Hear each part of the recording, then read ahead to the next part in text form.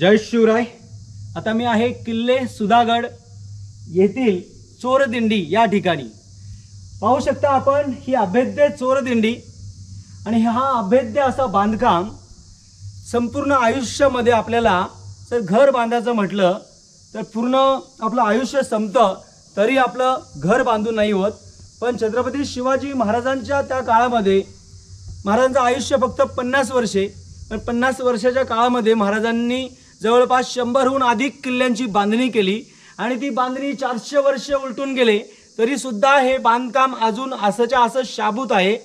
आणि पाहू शकता या काळामध्ये किती प्रामाणिकपणे जे इंजिनियर होतील, ते काम करणारे जे होते त्यांची ही पोचपावती आहे।